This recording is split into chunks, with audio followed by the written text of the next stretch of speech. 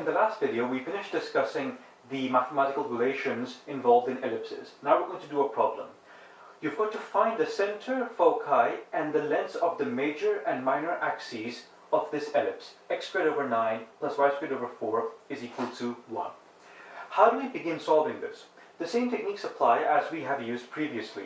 We first compare this with the standard ellipse equation, which we know is x squared over a squared plus y squared over b squared is equal to 1.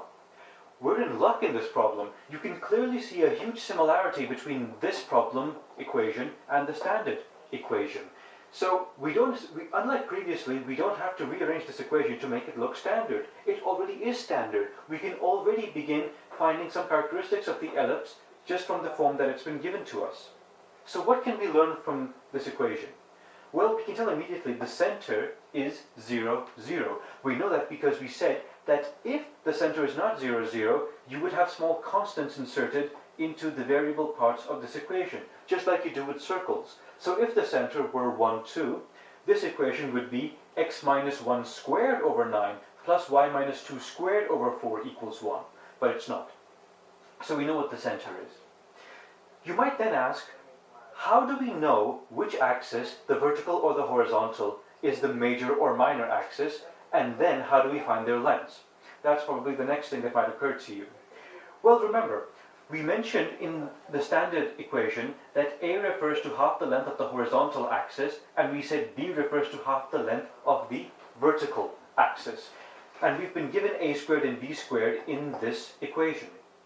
We can also tell, just by looking at this equation, that the major axis is the horizontal axis because the x denominator is bigger than the y denominator.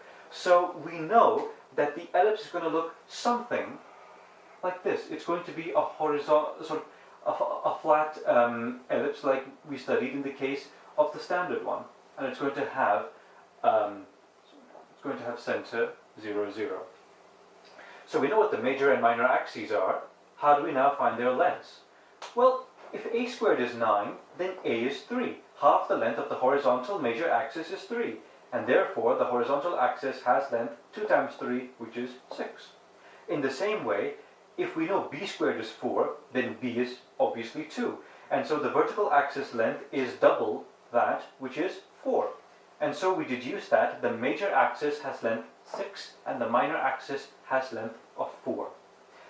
Now, how do we find the foci?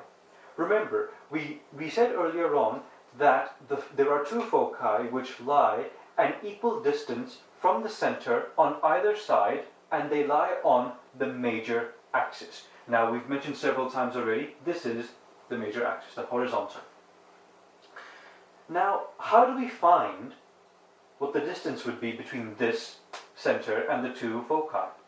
Remember, we talked about this relation in the previous video. B squared equals a squared times 1 minus e squared. And as we stressed also, b refers to half the length of the minor axis, and a refers to half the length of the major axis, while e refers to the eccentricity. Alright? If we plug in the values that we've already found, we can find the eccentricity e, and that's what we've done here. If we say b squared equals e squared times 1 minus e squared, we can deduce that e is square root 5 over 3.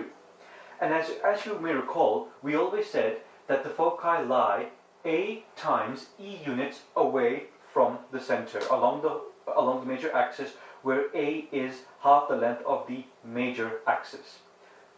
AE in this case is 3 times e, which is the square root of 5. So we can deduce that there lies a focus square root 5 units in that direction from the center, and there is another focus square root 5 units in this direction compared to the center. And hence, we now have the foci coordinates. We can deduce then, by measuring the distance here, root 5, that the foci will lie on root 5, 0, and minus root 5, 0. And that solves our problem. Now, this one was a reasonably short video, but we're going to do something more complicated in the next video. Thanks for listening.